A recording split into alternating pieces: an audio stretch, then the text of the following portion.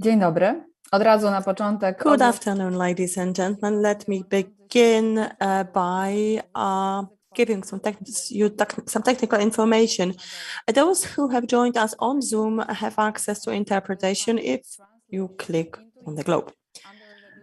Icon in the bottom of your Zoom window.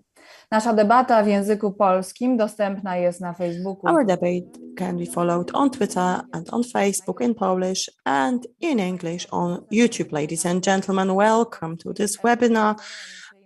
Our subject is Zero Emission and Circular Europe, Future or Utopia. Today we are joined by excellent speakers and guests who have real access on the future of Europe, and it is among others up to them whether or not circular Europe will become a reality. Our guests are Robert Chook, Director of the Waste Management Department at the Ministry of Climate and Environment, Plenipotentiary of the Minister of Climate and Environment for a Circular Economy. Good afternoon. Rosalina Petrova, member of the Cabinet of EU Commissioner for Environment, Oceans and Fishery in the European Commission. Hervé Millet, Director of Climate and Production at Plastics Europe. Good afternoon. Janek Wach, Program Coordinator, Climate, Energy and Air Pollution at the Zero Waste Europe think tank. Good morning. And last but not least, we are joined by Łukasz Wilkosz, advisor to Mr. Adam Jarubas, member of European Parliament. Unfortunately, Mr. Jarubas has fallen ill, so he couldn't join us in person. Mr. Wilkosz used to advise Mr. Łukasz Grzyb, EU advisor, and has been working in the field of cutting emissions and circular economy for 13 years now. My name is Karolina Zbytniewska. I'm editor-in-chief of Euractiv.pl. Our sponsor today is Plastics Europe Polska, and honorary patrons are the Polish office of the European Commission and the office of the European Parliament in Poland.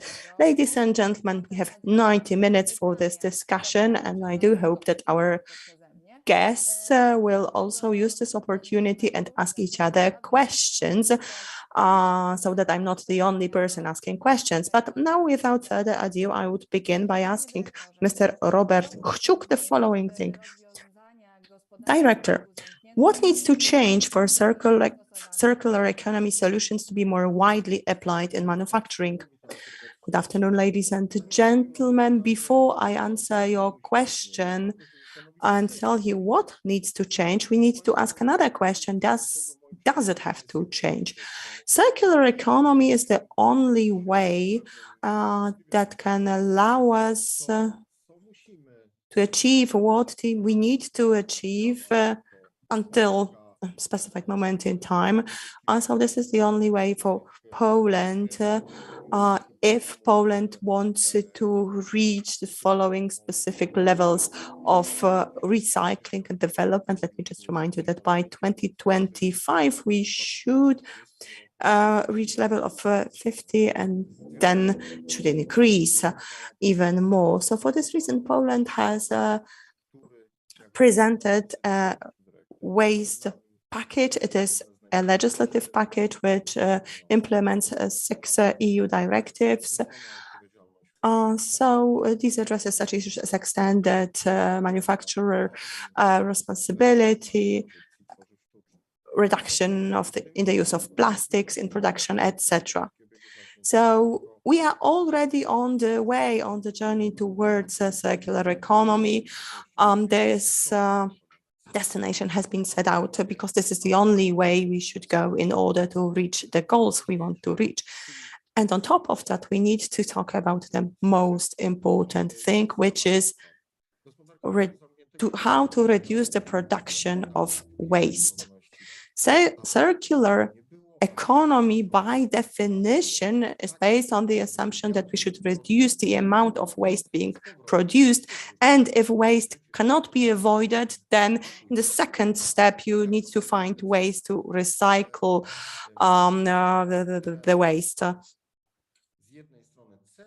So on the one hand, the goals we have or the effects we want to achieve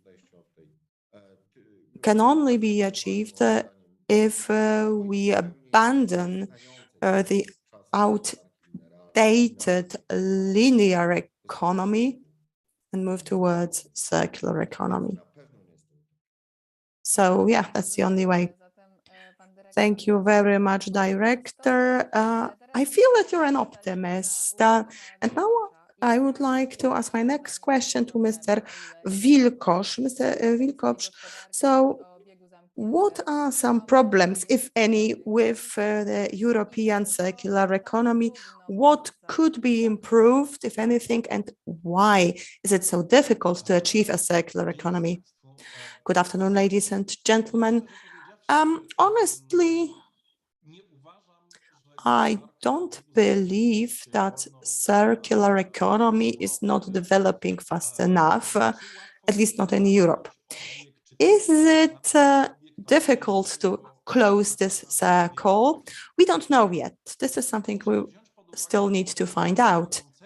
We have to bear in mind that the notion of circular economy in Europe has been discussed in the last few years. It was as late as 2014 that this subject was addressed, that we tried to address it through legislation. Then after the EU Parliament election, this package of legislation was taken back. And then it returned in a slightly amended form with slightly adjusted goals and targets. So in consequence, the Parliament and the Council adopted the first waste package oriented at building a circular economy as late as 2018. So in fact, it is only since 4 years that we have been implementing this notion of circular economy in Europe.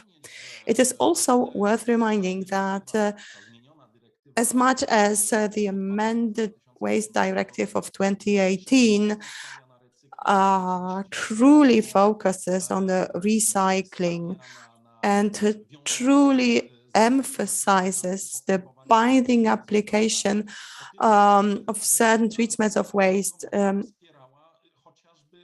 But the previous version actually supported the incineration of waste with capturing, recovering the energy produced through incineration. So only very recently did we see this shift towards recycling rather than incinerating. So in the field of legislation,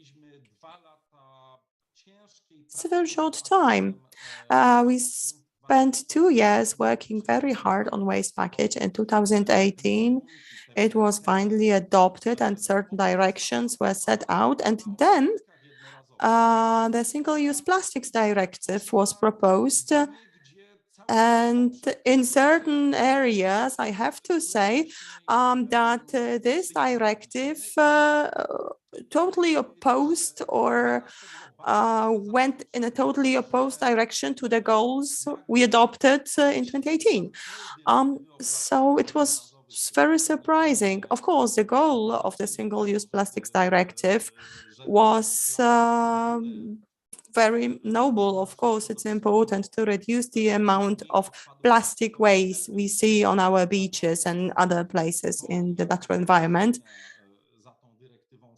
But what followed this noble goal was quite surprising. The instruments, until this very day, we don't know whether or not these selected beaches where plastic waste was collected were in any way representative for the entire European Union or not. Until this very day, we don't know why 10 kinds of waste were selected. The first kind represented 30% of amount of waste found on beaches, but the last category, the 10th category, only represented 1% of waste material that is found on beaches. So I don't think it was representative, and not to mention the fact that the measures that were proposed in order to reduce the amount of waste, ranging from selective collection and recycling of bottles up to banning the introduction of other plastic products to the economy. So there were some concerns and there were some doubts whether or not these measures are first proportional and also technologically viable. Oleophins, for example, were supposed to be recycled, and as regards other types of plastics, they were supposed to be banned at all. So I think it was quite chaotic, and it is only in practice that we will see how this system will be implemented, how these directives will be applied, both of them, the one on waste materials and the one on single-use plastics. But I believe, and I'm talking, I think also from the perspective of the European Parliament and the Commission, that I'm sorry, it would be important. I'm talking both to the Parliament and the Commission. I think we should be more careful in adopting legislation to avoid mess. As regards plastics, I have to say there is one project that I regret to say failed. I'm talking about taxation. The introduction of tax on waste is justified, but initially, the way DG Grow designed it, this tax was supposed to go back to the industry and be spent on R&D so that we can really increase the level of circularity in the field of plastics and do that as soon as possible. Unfortunately, this taxation now will not go to the industry. It will be used for other goals by the European Union. So in a way, we use the stick to force the industry to do something, but we fail to give them a carrot, because this money will be spent by them and will not return to the circulation, but we will have to find a way to cope with it. You could have here some drops of criticism from the side of the European Parliament's advisor as regards the directives, the solutions regarding the tax against non-recyclable plastics. So if you want an ad votum, you're welcome. At the same time, I have the question to you: are the zero emission and circular economy goals as achievable today, taking the reality of the war that pressures countries to change their energy policies? Thank you. Thank you very much first for having me on this panel, and also for discussing the circular economy. I think that the mere fact that we are discussing the circular economy means that it has a role, and in particular in the current situation when again we are challenged by security of supply issues, security of supply in terms of energy, but also in terms of raw materials. The circular economy is again on the top of the policy agenda. I think that when in this mandate we started with the first circular economy communication, it was just the beginning of the COVID crisis, and again those questions were raised, but then it was extremely well received because it gave this assurance to people that we can make products better, we can make products that last longer, that are repairable, that are recyclable, and we are on the right track of doing so. Again, here in this situation with Russia's war on Ukraine and the energy prices, the security of Widzimy supply, wzrosty. we again have this situation where we have to see, I mean, first of all, how much we use, where we source from, and how we can really use secondary raw materials as a resource. Just to give you one example, for instance, with our most recent proposal, which is on sustainable products, we cover products that are responsible for 60% of the greenhouse gas emissions, so also in terms of energy demand, linked to product consumption. The same with raw materials demands. The current Eco-Design Directive, for instance, will save us as much energy as the equivalent of gas we import from Russia.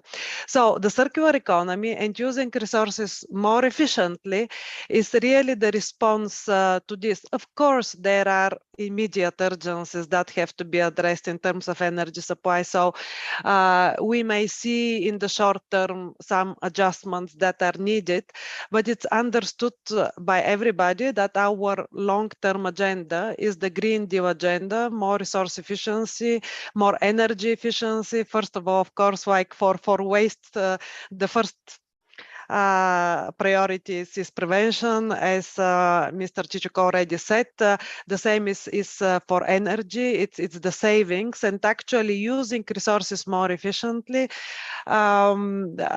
results in energy savings as well. Recycled aluminium requires 5% of the energy that is needed to produce aluminium from raw materials. We have the same equation almost for all resources, from the metals, which are the more stark examples, but also to plastics. There is also less demand on energy from producing other materials. So really, this is the way forward. And as regards the waste package that was adopted in 2018 and was mentioned, I had the pleasure of both being behind the 2014 and the 2015 package, and also the pleasure of negotiating the package. I think it's very good that the package the waste legislation is there, that we have these ambitious targets that spread up to 2035, even 2040 for landfilling, that really have this stepwise approach, which actually makes countries and business work together to achieve higher recycling rates and reduce landfilling. On incineration, that was mentioned, indeed, in the past, the European Union has invested a lot in incineration facilities, also to deal with the waste problem, because still energy recovery of waste is better than landfilling, but of course not the most efficient thing to do with waste. It's much better, first of all, to prevent it, and this is what we try to do in this mandate, but also recycling has to dramatically improve, and also high quality recycling of waste. And going to prevention is where, for instance, we go to the directive on single-use plastics, where our identification of products is based on actually what the our research center found to be those most impactful ones. And of course, once that the time comes, we will look through the list again and see whether it can be expanded and what more can be done. But in the meantime, we will also address packaging, where a big and increasing part of it is also plastic. And there is an array of other measures as well. And here, I will not call it plastic tax, because our name for these incentives that we provide to member states to reduce plastic waste and to recycle it more, it's actually an own contribution to the European budget, which is based on the amount of non-recycled plastic packaging waste. And here, the mechanism is very simple. So member states have their contributions to the European budget. And there is a small part which is based on this, which is really aimed to provide an incentive for the member states to reduce it. So I will see it as a part of a whole package of initiatives on plastic. And we are really looking forward to see kind of its effectiveness, because of course the member states may just choose to pay its contribution, or it may do some additional, let's say, measures to address that. So a lot of ground to cover. I cannot reply to all the questions, but I hope that within the discussion we will manage to address the burning issues. Thank you. Thank you very much. Thank you very much. So now I would like to give voice to Evre, and I would like to ask you what's the status quo as regards Europe's circularity and zero emissionness at the moment. What challenges also have prevented Europe from becoming really circular and doing better up to now? Good afternoon to everyone, and thank you very much for inviting me and inviting Plastics Europe in this panel discussion. Indeed, first I would like to stress that plastics industry and fully supports the European circularity and climate neutrality ambition by 2050. And if we start looking back, I would like to see first the glass half full before seeing it half empty, and underline the positive results that have been achieved by the whole plastic value chain in Europe in the last years when it comes to circularity and GHG emission. On circularity, we as Plastics Europe monitor the waste management of plastics for many years, so we are fully, let's say, able to see the evolution of this waste management of plastics. And we can see that it has continuously improved in the last 3 decades, actually since the early 90s, where the first separate collection of packaging started. And the last data, which have been just published relating to the year 2020, show today recycling rate in Europe of 46% for plastic packaging and of 35% for all plastic product. On GHG emission, it's a long time that the plastics industry has worked to reduce its environmental impact, including its GHG emission, and to improve its competitiveness. And in particular, plastic producers have continuously strived to reduce or to produce more with less material. And to give you an idea of that kind of evolution, in 1964, the polypropylene production process was generating 16% of material losses. And today, these material losses are lower than 0.3%. So you can see the progress that has been achieved. And the other important element that we have worked on is the energy efficiency, and in particular through increasing the use of combined heat and power units in our processes. Following all these improvements, the GHG footprint of the chemical and plastics industry, because I don't have the data only for the plastics industry, the GHG emissions have decreased by 54% between 1990 and 2019. But of course, it's not because we have started to adapt to address the challenge of climate change mitigation that it's enough, and it's definitely not to align with the goals that we have today set by the European Green Deal and the Paris Climate Agreement. And looking back and trying to answer your question about what could have been done better, actually, and it's not here the question of blaming anyone, because it's a collective effort. What I could highlight is probably the too slow implementation of good practices throughout the different European countries. When it comes in particular to topics having a high national dimension and involving a lot of actors, including the citizen. And that's the case of the waste management, which is a very, very difficult topic. Actually, we know that, of course, all European countries have their own history and specificities. But I think that if we want to collectively progress, the positive experience in some countries should be leveraged at EU level, and then try to be applied effectively in all EU countries. And I would quote two particular aspects of that that have been, I think, already mentioned, is the landfill restriction that can be applied to recyclable waste, and the separate collection also for recyclable waste. And it is well acknowledged and well known for a long time that these two aspects strongly support the development of recycling, and are really key for circularity.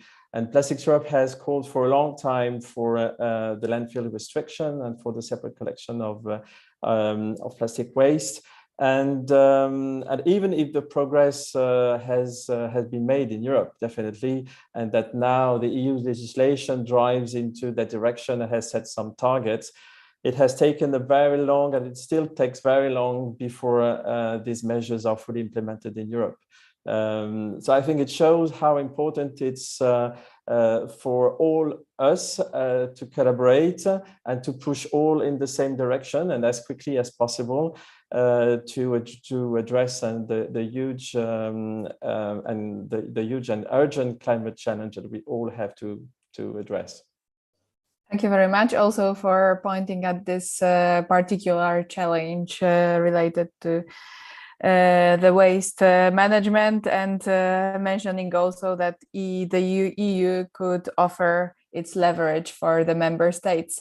Now I would like to ask Mr. Janek Wach, what have been, in your view, the biggest challenge with reaching a circular Europe and maybe also circular Poland so far, on the part of legislation, but also on the part of the stakeholders? Sorry if I'm always asking for putting the blame on someone. So on the part of stakeholders like governments, European Parliament, European Commission, on the business, as we have all these partners present in this panel, therefore, please be diplomatic, but also constructive.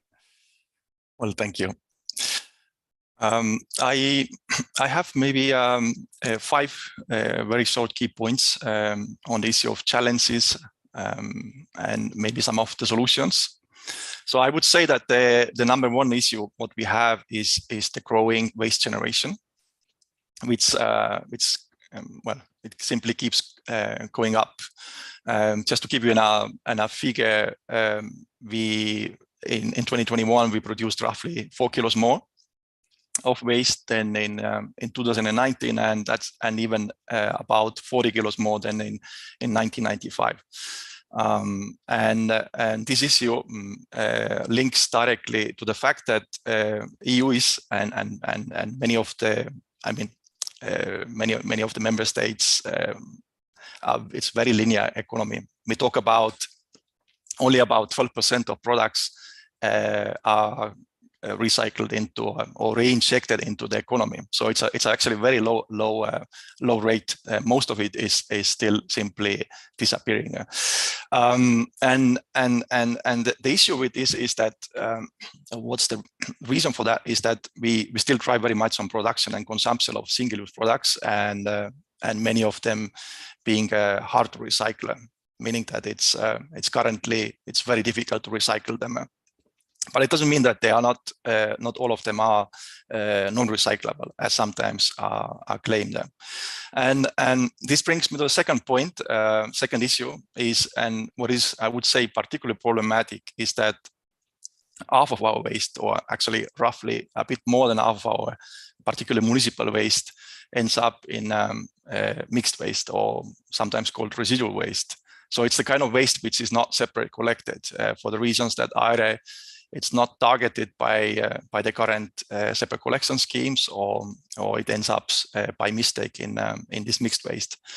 And unfortunately, it represents, as I said, more than half of waste, and more than half of it's incinerated. Increasingly, more and more of it is incinerated, which has its climate and environmental issues, pollution issues, and some of it, of course, it's still landfilled. Quite a lot of it is still landfilled. Maybe a third issue is that unfortunately recycling is not enough. And I think it's important to keep in mind that it's a daydream that believe that we can continue to produce ever and more waste, and assume that with better recycling we can just recycle all of it. I think if we follow that thinking, then we will be playing a catch-up game for many decades to come. And the reason for that is that recycling is very energy intensive, and there are losses in the process. So you will lose, depending on a process, anywhere between 20, 30, up to half of the resource in the process. So yeah, and this is particularly problematic, I think, for the plastics. And two others I still want to highlight is I think one of the big issues, and it was already mentioned, is that currently the focus has been very much on end of pipe measures, or such as incineration. So if you look at historically or even now what is happening in member states, for example in Poland, then instead of trying to improve separate collection, reuse, recycling infrastructure, I was talking to, for example, in Ireland, they don't have a recycling infrastructure for plastics. So instead of trying to invest in and improve those things, we end up investing most of the money in waste incinerators. And this is really, there is no winners in this game, because if once you invest in there, you are stuck in there, you lock in there. You have those very expensive infrastructure, and it will not help us to get better. And I think it's partly driven also by the fact that we have this landfill target. I know it's good to have a landfill target, but if it's not accompanied by a target to limit waste incineration, then it's pretty useless, because what happens is that just waste is moved from landfills to waste incinerators. And finally, which is actually not the least important, is we have a very conflicting climate and energy policies in comparison with circularity policies. And what I mean here is that waste policies, they prioritize waste prevention, recycling, reuse. But unfortunately, when it comes to renewables or even climate policies, they often they do the opposite. They encourage getting energy out of waste, and that's not really helpful, because it makes end of pipe solutions such as incineration cheaper than recycling, for example, and it also undermines waste prevention. So yeah, I would say it's so fortunately we have a revision coming up. Well, it's happening actually right now, so we everything is being revised, so we have a big opportunity in there. So I'll stop here and looking forward to discussions on other points. Thank you so much. So I would like to come back to Mr. Chook. Panie dyrektorze, pojawia się też dużo... Director Chook, by the way, in the chat box, there are many questions from our audience addressed to you. So instead of asking just my question, I will combine it with at least one of the audience questions. So I would like to know, what in your view, or where in your view, do we find the best potential for good cooperation between the EU in our state in terms of building a circular economy? So where is there the best potential for it? And also one of the viewers wrote that a few days back, the National Environment Protection Fund tried to convince that Poland should build more waste incineration plants. And yet Mr. Wag talked about it and raised some concerns about further investments in waste incineration plants and whether or not there is a place for incineration plants in circular economies. So my next question is, what Poland is doing in order to support reuse or recovery of waste rather than just incineration?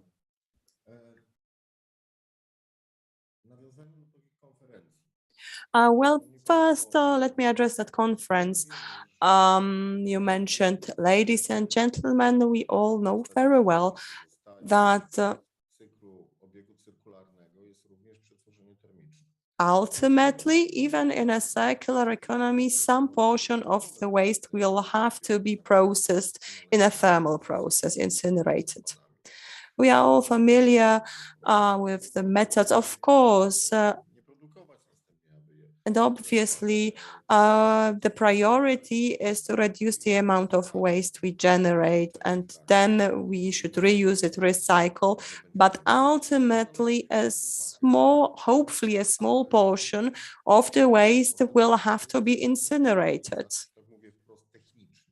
So just technically speaking, incineration is better than landfilling. And for that, we will need incineration plants. Maybe we should not be using this term because we say incineration plants. I'd rather refer to these facilities as thermal processing plants. I think it would be more accurate. And also bearing in mind what the previous speaker said, Poland with 13 million tons of waste, assuming that we will recycle more than 40% of that waste. And I think that in a few years' time, we will be able to improve. Of course, the improvement will have to be gradual, but still with all these improvements, I'm sure there will be good use for thermal processing plants. I'm convinced that investors, so the industry, but also local governments and local communities,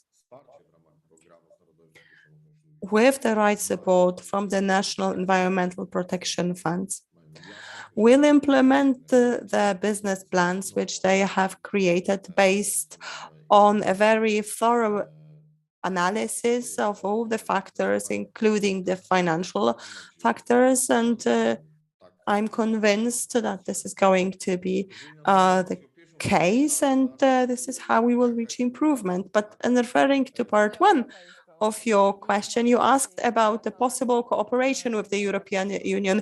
Yes, I asked about areas in which we could work. Well, we cooperate with the European Union all the time. The department in which I'm working and the entire ministry is very active. We participate in a number of European panels and discussions, including those about circular economy, but also more broadly about waste management and the waste packages. So I believe we have been very active in cooperation with the EU, while at the same time bearing in mind the conditions that apply in our country, that sometimes some restrictions, and we have to be honest about them. As a member state of the European Union, we have certain obligations, and we are obliged to reach certain target levels of recycling. And this is one of the ways of introducing circular economy. Thank you very much. My next question goes to Mr. Wilkosz. So talking about zero emissions, which is also one of our topics today, I would like to ask you about the revision of the ETS directive. So what has happened? I know there were two plenary sessions of the European Parliament that addressed this subject. It is a very long story, so if you could please keep it brief. Yes, it was quite a surprise what happened to these 2 or actually 3 weeks ago. So first and foremost, it was very clear to everyone that the ETS system had to be revised and amended and adjusted in order to be able to reach our targets for 2030 and for zero emissions by 2015. The ETS directive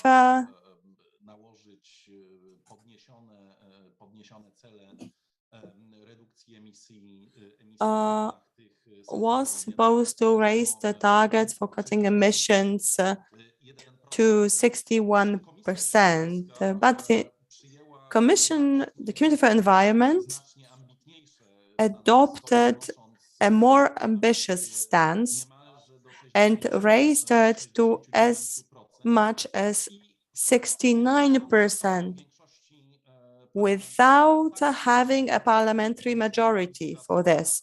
So it so happens that MEPs in the Environmental Committee tend to be more ambitious than all other MEPs in the parliament. And then during the first session, in which the MEPs took a vote on that subject, a lot of solutions that the Committee on the Industry had worked out had been adopted rather than the solution from the Environmental Commission.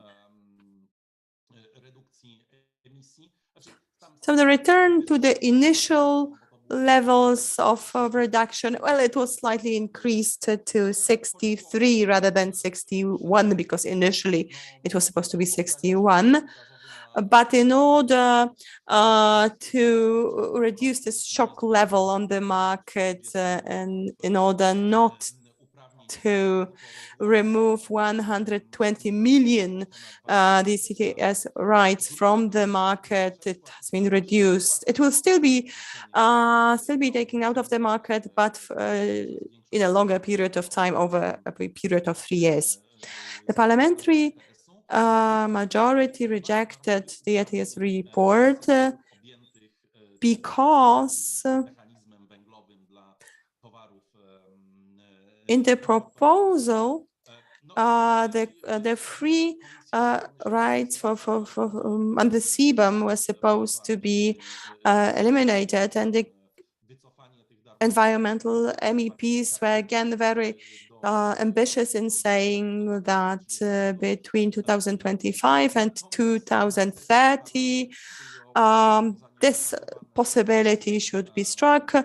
Instead, the parliament took the proposal of the ITRE Commission, ITRE, and said it should happen by 2034, between 2028 and 34. And for this reason, a group of socialists voted against. It was very clear from the beginning that the Greens and the GUE group, which is a group that is even further left than the socialists are, they were against. They said that the solution is not ambitious enough. On the other hand, it was clear that far right and the ACR will be against because for the many changes to the ETS system are too ambitious. And in this case, the socialists were stronger. And what happened 2 weeks after?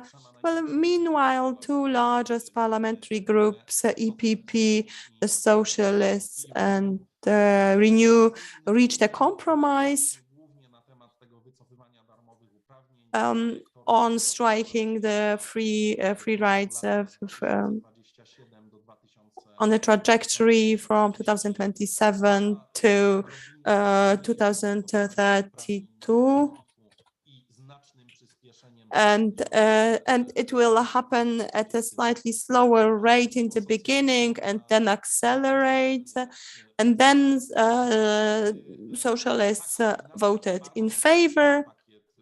So in the end, a rather still ambitious ETS package could be adopted. Now we have to wait for what the Council will do. Thank you very much for all these explanations. It's been a fascinating story. I have a question to Rosalina, and I would like also to ask one question from the Q&A. So first, my question, do you see the diverging East-West challenges for achieving zero waste and circular Europe? Is it more of an utopia, for example, for Poland than for others in the West, for example? So this is one question.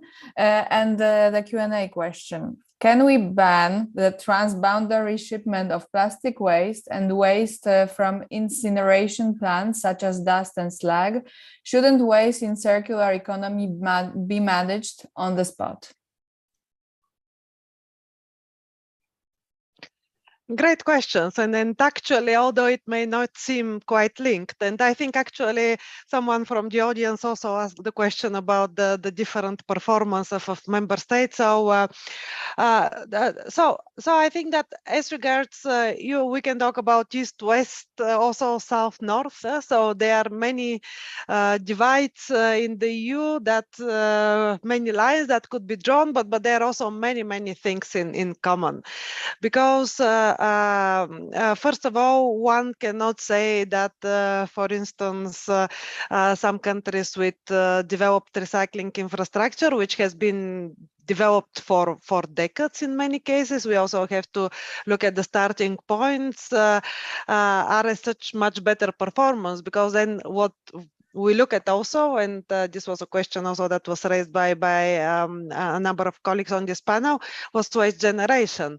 So actually, while some countries, for instance, may have more recycling, then they face kind of a more different type of challenge, which is the waste generation challenge, because especially the priorities with this circular economy action plan that we have for this mandate are really focused on the waste generation, and this is where our thinking goes now when we are revising the packaging and packaging waste directive, when we think about other measures on waste, but also when we develop our measures on products. And here, for instance, countries like Poland and others, I will not say Eastern Europeans, because some generate also a lot of waste. So I don't think that generalizations work very well. But like, for instance, Poland has had low waste generation, and this is, for instance, where I myself, when I visited the country some years ago, I saw a lot of different projects on waste prevention. So I think that this is quite promising, and this is very much desirable direction to go.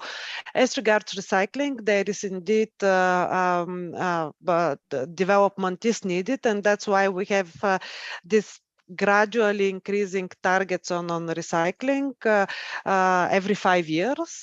We want to see the levels rising, which allows also for good planning and rolling out of the infrastructure. Then as regards landfilling, it's true that we have a long-term target, a very ambitious one, 10%, which is basically reducing it to the minimum. And it's long-term exactly in order to prevent too much investment into incineration. Because if we get an immediate target on landfilling, then of course there is an easy technological solution, although I mean not very cheap, to reduce landfilling. And we have seen that indeed through energy recovery of waste, because with the new installations we are talking about energy recovery, the landfilling could be solved pretty much quickly. But then indeed the incentives for recycling, and we know that recycling infrastructure gets longer to roll out, because first also what Mr. Millet was talking about, we have to have performance separate collection systems, then we have to have good sorting infrastructure, and then we have to have the European market for recycling. And that's why we are talking here about when recycling, we are talking like other production processes, and we really have to look at it at European level. And that's why we have the same targets for all, because like any business, basically, and there is a business case. And actually the Single-Use Plastic Directive, which was mentioned in a bit of a critical stance, I want to point to one provision in it that really changed dramatically the plastic recycling cooperation along the value chain, and this was the recycled content target, because it really made all the actors from, let's say, even from the design of the plastics, which has to happen more, but separate collection, recycling, all working together in order to make sure that we have this high quality plastic that recycled, that can go back into new materials. So I would say that there are different challenges for different countries, and everybody has to make an effort. It's not that there is less effort required by some countries than other countries. It's maybe a different effort, but everybody has to make an effort. And here again, because it was mentioned how the targets work and the European legislation, basically we have also an obligation on separate collection. So basically all the plastic has to be separately collected. And then we have actually a restriction on landfilling of separately collected waste. So actually there is currently a landfill ban for plastic when you read all the provisions, because it has to be separately collected. But here is the role of also of municipal authorities, of other authorities, and then it has to be properly sorted and recycled. And with incineration, what is very important is to avoid the creation of overcapacities, because indeed these are quite big installations. There is quite investment needed, so that we don't have stranded assets in the end. So it's really very important to see how much waste we will have, also in view of the 2035 targets, where the target is 65%. So actually from municipal sources, only around 30-something% should be left for energy recovery, and then take it up from there. So these are kind of my responses to both questions, actually. So yeah, hope that worked. Thank you very much. Now I would like to turn to Evre Millet and ask you two questions. Again, one is from me and one is from our Q&A. So my question is, how can, in your view, plastics influence and maybe also benefit the European goals of climate neutrality? While the question from our audience would be, why, when talking about plastic circularity, industry is only talking about waste management and recycling? What about prevention, reduction, and reuse? Actually, I will answer the two questions together because I think they fit perfectly together. And first, highlighting that the plastics industry, Plastics Europe, and plastic producer are really willing to contribute to the EU objective of circularity and climate neutrality. And that's exactly the reason why we commissioned last year a report and a study to Systemic to exactly look at our progress up to date, evaluate the European plastic system current situation, and more importantly, explore the different potential pathways to move towards zero carbon emission and circularity. And this report is called Reshaping Plastic, and it was published in April. And it provides some clues about what needs to be done or what could be done to reach those goals. And the first outcome, and one of the main outcomes of that report, is that it shows that circularity, which actually consists of recycling, but also of reuse and reduction, is one of the most important medium-term lever of the European plastic system transition. And actually, it shows that the plastic system which covers actually production and end of life, could achieve 78% circularity rate, which would allow to reduce the GHG emission by 70% by 2050, over the business as usual scenario, and 65% over the scenario which already takes into account the current industry commitments and the policy measures. And on those circularity aspects, actually our members on the recycling part are already investing a lot, in particular on chemical recycling, of which the study highlights the possible future significant contribution in addition to the further development of mechanical recycling. So both are expected and should develop in parallel. And for what it comes to chemical recycling, a survey of our members last year showed that they had some plans to invest more than 7 billion euros by 2030 in chemical recycling to produce more than 3 million tons of recycled plastic by 2050. But the other aspect of circularity is indeed reuse, and it could play an important role. It's already a reality for plastics. For instance, in industrial packaging, plastic industrial packaging, reusable is already well known, and definitely on that, Plastics Europe will work and intends to work with the stakeholders to define effective and sustainable EU reuse system for relevant plastic items, including measurable targets, because it's still an area where we have some difficulties to measure reuse rate and so on. But we have to know also that reuse models are still immature in some areas, and that the plastic system needs to work on finding models that are affordable first, and gain the support of consumers and other affected stakeholders. So we are just one step of this value chain, and we see a role for plastics to contribute to ways to develop reuse system and delivering products to consumers in that context.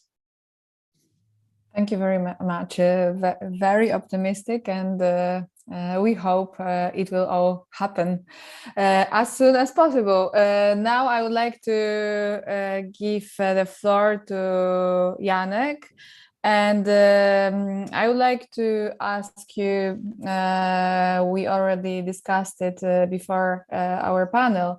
When you go to Copenhagen, you see a waste-to-energy incinerator with a ski slope designed by the star architect Bjarke Ingels. Others incineration maybe are not that spectacular, but what do you think of them? Because my question is, are there any circumstances that would make incineration, in your view, acceptable and rational? Okay. Well, thank you. Yeah, thank you for the questions. Very provocative. So when it comes to indeed incinerators, and particularly the Copenhagen one, I would say that it's very much one of the kind, meaning that it costs, I think if I'm not wrong, about 1 billion euros. They invested different kind of pollution systems of the size of the football stadium. And this is not something that you can really replicate anywhere, really. I mean, you can do it maybe in a couple of places. So it's not really an example to follow. And it also had its issues when it was built. There was even a corruption cases, and they, as a result of building such a big facility, they had to lobby for the changes in terms of importation of waste for burning, because it was built with a over capacity. So it looks good, yes, but if you start digging into it and looking into it, it's not that great actually. I would call it a bit greenwashing in that sense, because we talk about the architecture. I agree, it's great, but when it comes to what it's supposed to do, then it's actually a bad example. When it comes to waste incineration in general, I would like to maybe in terms of our views, we agree that there is a transitioning to a more circular economy also requires a kind of proper consideration for what to do with the mixed waste or residual waste.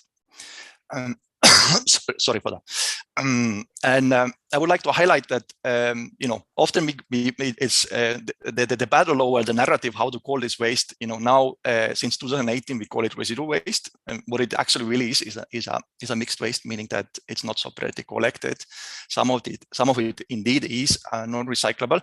So what I would like to kind of stress more is that we not only need to avoid waste being mixed up and ending up in such a waste stream, but secondly, what is also important is that some of these materials actually could be recovered, and there have been calculations made in terms of how much it could contribute towards recycling targets. So it could be up to 5%, could be in terms of contribution towards the recycling targets if we recover those materials. And it would also have a huge greenhouse gas emission reductions. So I think the focus has to be on that. And I don't think we need to kind of start building incinerators and as a way of thinking of how to deal with the current problem we have. I agree a lot of waste is kind of half of it waste is in many countries is still is mixed waste, but let's look into solutions how to prevent it and not make the wrong decision and this way maybe have stuck with those facilities for the next couple of decades. I think that if I may, I wanted to say, in terms of actually the comparison with the landfills, in our opinion, waste incineration is not really better at all. In fact, when it comes to greenhouse gases, the recent calculation shows that the landfilling, stabilization, and recovery of materials from this waste stream is actually better in terms of climate, and probably also in terms of some other environmental benefits. I think there are even some commission studies that show that landfilling perform better. So what we would like to see in the future, and I think I'm glad that Rosalina is here, and we would actually like to label both, waste incineration and landfilling as a disposal, and move away from the narrative that one is better than another. In fact, we have to start talking about limiting mixed waste or residual waste, and that has to be the future. So let's not say like what is better and what is worse. They're both really bad, and there's a lot of data out there to show that. So we need to change the narrative, and let's start limiting the residual waste in the first place. Thank you very much. Teraz ja bym oddać głos. Now I would like to hand over to Director Robert Chook. And Director, if you would like to address any of the points that other speakers raised, feel free to do so. And I would like to ask you about the role of education as regards zero emissions and waste management. Do you believe that zero waste can be taught to the youngest? Is it possible? And I have a question from the audience to you as well. Whether the measures adopted in the roadmap adopted in 2019 are really implemented in practice, and who is in charge of implementing these measures? The first question seems to me obvious, at least to me. I have been working in the field of waste management, communal waste and other waste for more than 20 years now. And I'm deeply convinced that education is not only the best, but also the most effective method of reaching our goal, creating a circular economy. Ladies and gentlemen, different programs implemented by the Ministry of Climate, as well as many NGOs, or in some cases also local governments, focus on education exactly. And I think already now I can tell you that those local governments who educated the citizens and the children, educated them on reducing waste generation, on waste separation, now have a very different level of waste separation than others. And it also translates into lower prices that the citizens have to pay for waste collection, because of course this entire system includes some financial incentives for citizens as well. Please remind me what the second question was. Oh, the roadmap of 2019. Yes. Yes, we are still analyzing this document. After I was appointed plenipotentiary for circular economy, we introduced two independent measures. The first one is a team that was created in the ministry, and this team will analyze the milestones defined in the roadmap. And independently, we took initiative and created a team which involves representatives of many ministries. Rather than a team, maybe I should describe it as a panel. And this panel will also be in charge of the implementation of the milestones of the roadmap that should lead us to a circular economy. And apart from all that, we are planning to introduce incentives and additional programs that will allow us to reach these milestones more effectively. At the same time, there is something I'd like to add, because I'm watching the chat all the time, and these 15% and car tires and the national plan towards circular economy. Ladies and gentlemen, I think the car tire problem is under control, but we have to remember that this level has been relatively low in Poland for 15 years now, and yet I think what we are reaching is much better than what has been set out in the document you are referring to. This document is the National Waste Management Plan. Of course, we are right now finalizing the adjustments of this document. So obviously there is still some room for adjusting this level. There is also a number of questions about waste incineration plants. And on the one hand, we want to build a circular economy, minimize waste generation, increase the use of recyclate.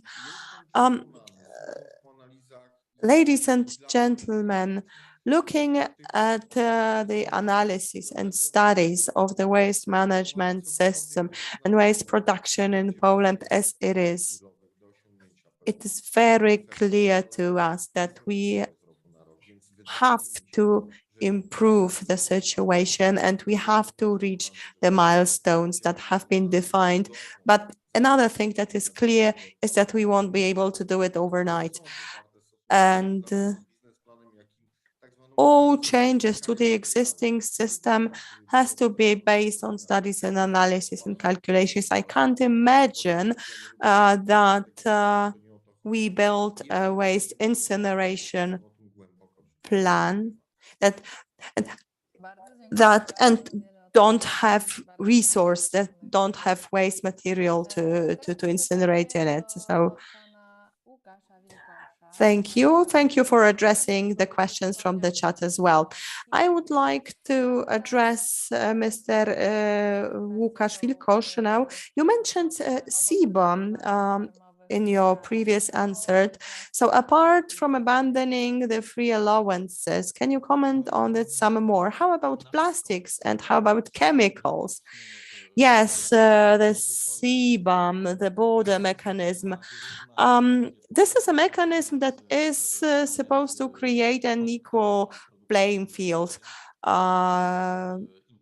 for products manufactured in the EU and outside of the EU, because all the products manufactured in Europe are covered by the ETS system to a large extent. So the manufacturers have to pay for emissions, if I may say so, and they are thus incentivized to cut their emissions.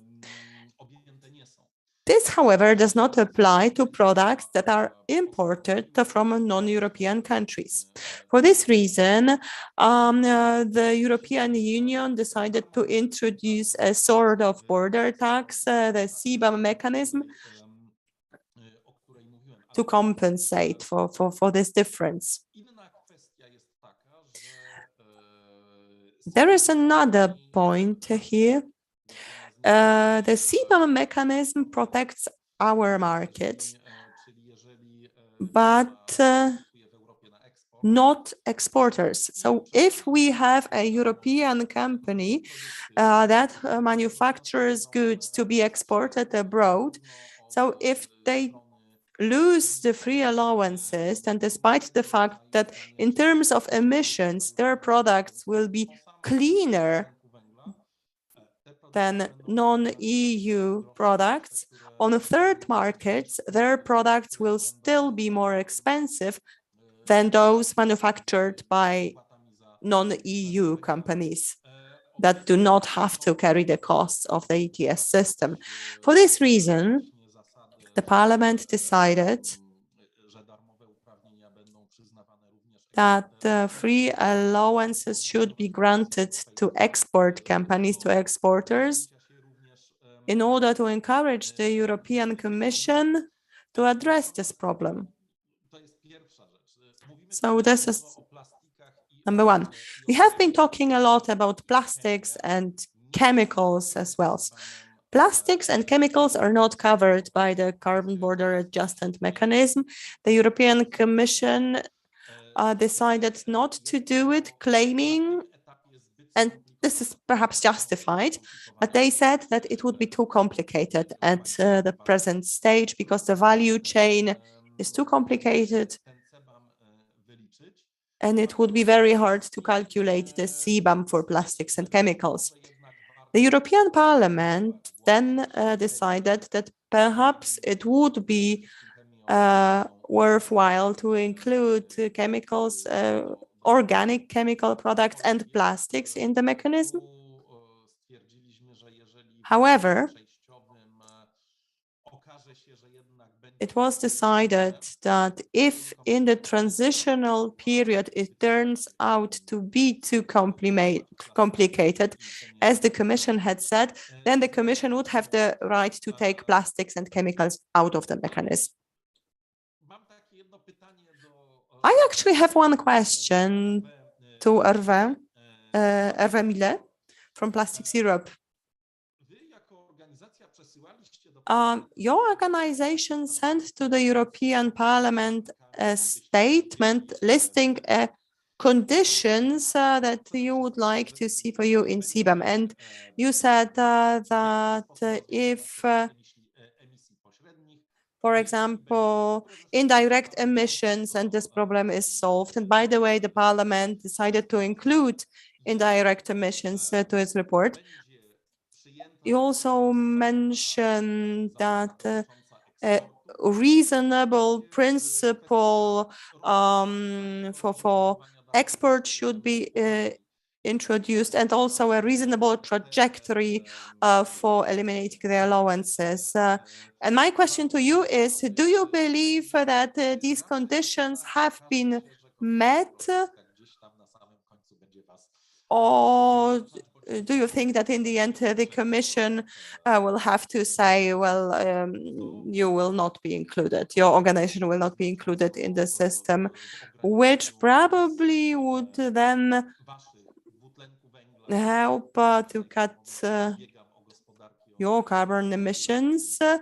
I know this is not directly tied to circular economy, but it's very interesting to me.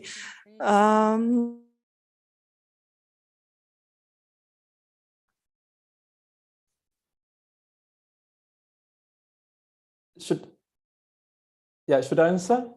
Yes, if you want. I was waiting that you give me the. Yes, indeed. You completely understood the content of our position, indeed, on the possible inclusion of plastics in CBAM.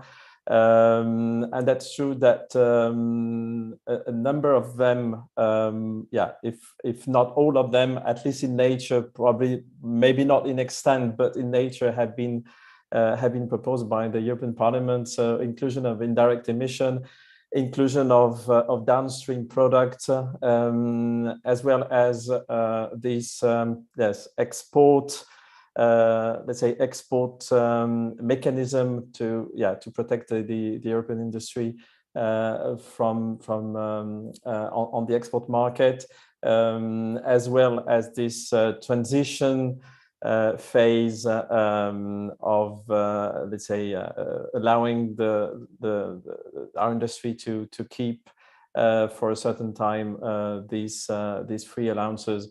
So that's true that it goes in the right direction. Honestly, the vote is very recent, and we have not had the time to completely make our mind on let's say on this vote and how we would like to move forward on this topic. But that's true that that actually goes in the right direction. So indeed. Okay, as you have the floor, I would like to ask you one more question, or even two in one, because we are coming close to a close. So if you could give your answers quite quickly, but I would like to ask this too. So first, how to divert plastics industry away from fossil feedstock, and how can the states, that's together, how can the states and the EU incentivize that? And the second is how to make reuse a part of a sustainable business model.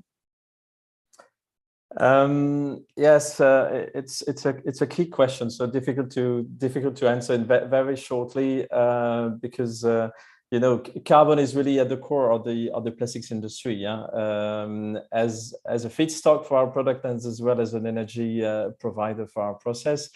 And as we already said, our industry has long been active in improving its resource and energy efficiency, to use as little carbon as possible to produce plastics, either as a material or as an energy. We acknowledge the need to reduce the use of fossil virgin carbon sources as a feedstock, definitely. And it could be done in several ways to replace this carbon source. As already said, our industry invests both in physical and chemical recycling, and then could allow plastics and plastic products to be produced from recycled carbon from waste. As well, our industry offers more and more plastics made from sustainable biomass. that is to say from renewable carbon. And there are some other technologies that could provide another source of carbon, which is the carbon capture and usage. And we have already a few members working on that kind of technical project, and who start to produce plastic from carbon captured. And in that context, we welcome the European aspirational target to have at least 20% of carbon used in chemicals and plastic products coming from sustainable non-fossil source by 2030. Actually, it's very difficult for the moment to know what will be the mix of carbon sources by 2050. It will be probably a combination of reduced amount of fossil feedstock use associated with the increased amount of chemically recycled plastic waste, biofeedstock, and other potential sources of carbon. And so that's why it's really crucial that any target to reduce the use of primary fossil feedstock includes all kinds of sustainable circular carbon sources. So all the one that I've quoted, so bio-based, physically and chemical recycled, and carbon capture based material. Because the current usage of that carbon is really limited, and the extent of the speed of which they will develop strongly depend on the appropriate regulatory environment, and this appropriate let's say policy environment includes in particular the acknowledgement and the acceptance of mass balance chain of custody, both for the recycled feedstock and for the bio-based feedstock, for the renewable feedstock, because this chain of custody model then allows our industry to use progressively more and more such kind of feedstock, recycled and renewable feedstock, in existing plant. So it will really facilitate the increasing use of such kind of feedstock in the next year. So thank you very much. Now to Rosalina, I would like to ask you what is the next in European Commission's pipeline as regards achieving the zero-emission targets? And also one Q&A question, how to grant better access to affordable renewable energy. Thank you very much. I mean, as part of our forward-looking agenda, is actually delivering on many of the challenges that were mentioned today. First of all, I mean, if I come back to the package we presented this March on sustainable products, we are looking forward to the negotiations with the co-legislators, and actually then to rolling out this framework as quickly as possible. We will have a first consultation on the priority products to be addressed under it starting in the autumn. At the same time, we are also looking at the negotiations of the waste shipment regulation. Indeed, one of the questions which I maybe responded to a little bit too broadly was related to waste shipments, and we have a legislative proposals currently in co-decision, which would facilitate this recycling in Europe, and at the same time, it will limit the shipment of residual waste for landfilling on incineration. Of course, I mean that we have to optimize our European infrastructure as well. So in order to make the best use of it, but indeed countries would have to have more control over it, because we know that there are problematic cases in this regard. We also want to introduce digital exchanges, which will really facilitate and make this traceability of shipments much better year. So we are looking forward to swift negotiations on this waste shipment.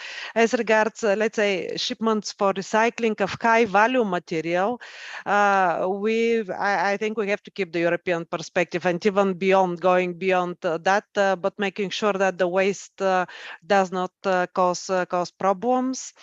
Something else that we are looking forward, which is very much related to the topics we discussed today, is looking at how member states are performing on achieving the targets for 2020. We have to get the data.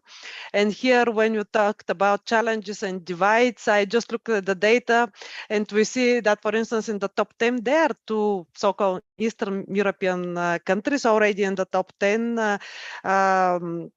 It's Slovenia and Lithuania, which are somewhat smaller. So countries like Poland, which are bigger, may need a little bit additional time to organize all the regions to get on board. But it's definitely possible to quickly increase the recycling rates as those countries are showing. And we also have yearly warning reports for those countries that are considered at risk of not meeting the 2025 target. So we work very closely with all the member states, so including Poland, of course, on seeing what are the challenges, where it could be helped.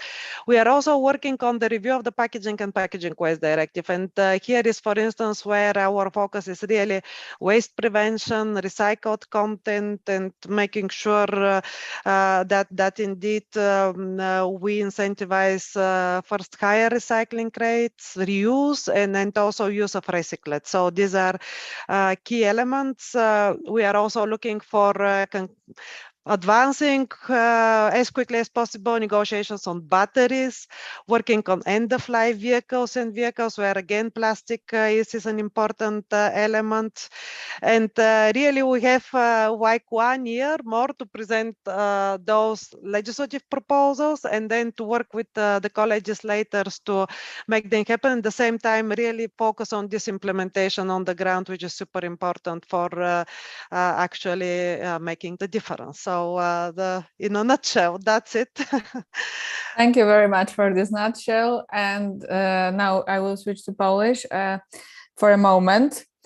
Nim oddam głos Jankowi Wachowi, chciałabym, aby Państwo pomyśleli. Before speaking to Janek Wach, I would like to think another. I would like to ask you to think another round of, because I would like to ask all of you to provide one sentence of summary concerning how to make Europe circular and zero emission that could work and that would not be a utopia.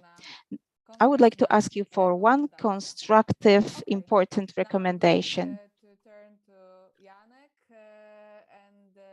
Despite existing legislation, municipal waste generation has increased over the last decade. Therefore, I want to ask what the European Commission's revision of the Waste Framework Directive needs to prioritize.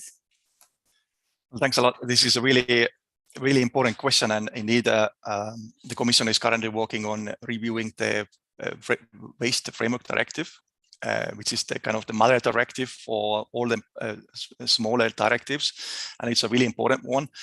And I think many of the things that are in there, focusing on the waste prevention targets, food waste reduction targets, working on improving separate collection and even financial incentives, it's really great, and I think it really helps us to address some of the issues, particularly related to waste generation. So we still need to see what will be the outcome of it. I think it's going to be a lot of discussions. But I think the concern we have about the current revision is that actually it's very limited, and it's limited by the scope, meaning it focuses on a couple of key areas. While I think what we need is to have a framework for which that is fit for the coming decades. Meaning we need to look beyond what happens tomorrow. We need to look at a new framework, that can help us to get towards a circular economy, for over the next 10, 20 years. So it requires a much wider revision, and we are not seeing that. I think it's maybe to do something with limited, the current revision is dictated by the timing and probably by reduced resources, but we really need, to have a more revised. And if I can, just a couple of things that needs to happen. I already mentioned. I think really important is to also set a residual waste cap, because this for this kind of waste, which is either not recyclable or non-separately collected, it's really important to have a target to reduce that, because this is the kind of waste that if we reduce, it will have the largest benefits, environmental climate benefits, because it happens at the moment mainly being incinerated or landfilled. So, and it would push member states to look into what is ending up in that waste stream, what are the kind of products that end up in there, and what can we do to address the issue. So this is really, really clear. I think it's also, if I can have two more things, I mentioned we need to also look at how to deal better with the current waste, the current mixed waste or residual waste. So let's mandate also sorting of residual waste. And finally, we really need to have a. It's already your recommendation part. One sentence, yes. Yeah. So if I'll just say it now. So I think it's also important to have a revision of the definitions, particularly, different types of recycling. Particularly, making distinction between high value recycling and over the downcycling. So these are really the key. I think they have to be part of the revision. So yeah. Thank you very much. Well noted. Teraz chciałabym poprosić o jednozdaniowe. Now I would like to hand over to Director Chook, asking him for one sentence of his recommendation. Well, your question was whether circular economy is our future or a utopia. Ladies and gentlemen, if we want the future generations to live in an environment that facilitates them development at a level that is at least as good as ours, then we have to do all we can. And when I say we, I not only mean the European Union or the United Nations or ministries competent for the environment, and ultimately all citizens. We have to do all we can, whether through education, through eco-design, through changes in our way of thinking. We have to do all we can to make it our future rather than a utopia. Final recommendation.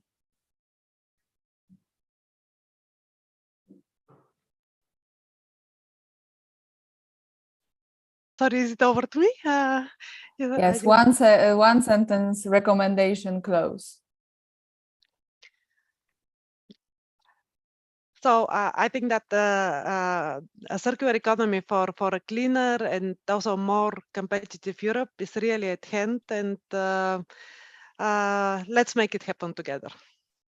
So also you're talking about togetherness as Director Chook.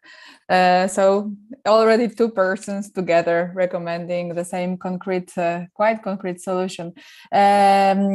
Łukasz Wilkosz, jaka jest Pana rekomendacja? Łukasz Wilkosz, what would you recommend? From my perspective, sitting and working in the European Parliament, I'm convinced that we have to make sure that all solutions that are implemented, starting on the solutions in the field of circular economy, through solutions helping us to cut carbon emissions, not only carbon, but all pollutants. Also solutions aimed at keeping our waters pure. as well as our industrial policies, which we also have to bear in mind. All these solutions have to be consistent and coherent with each other. We must avoid a situation in which solutions aimed at improving one area of the economy oppose or contradict solutions that are adopted in a different sector of the economy. Well, we know that the industry will have to carry the major part of the costs of our transition towards circular economy, but we must prevent a situation in which the industry is forced to make a choice between spending money on cutting carbon emissions and achieving circular economy. So all these solutions have to be logically linked. Mr. Vermeer, what's your recommendation? Actually, I would support what has already been said in two ways. The fact that no one has the solution alone, actually, we all have one part of the solution, and that there is no one fit for all technology to achieve circularity and GHG emission reduction. So we need to first collaborate, all work together, and be open and stay open to innovation, because there are probably some technologies that we don't even know today that will be useful for the future. So definitely let's be open to innovation.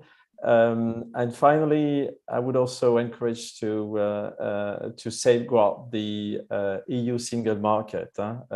It is really the level which is relevant for the required systemic change that needs to take place to move towards climate neutrality. Thank you very much. Dziękuję wszystkim Państwu. Tym samym Thank you very much, ladies and gentlemen. This brings me to the end of this both fascinating and very constructive debate. The most important recommendations have already been made by our panelists, but in order to make sure that you don't forget any of them, Euractiv Polska will make sure to write them down and publish them on our website. So our guests have been Director Robert Chook, Łukasz Wilkosz, Rosalina Petrowa, Erwa Emilia, and Janek Wach. Thank you very much, ladies and gentlemen, for being on our panel. I would like to thank the audience.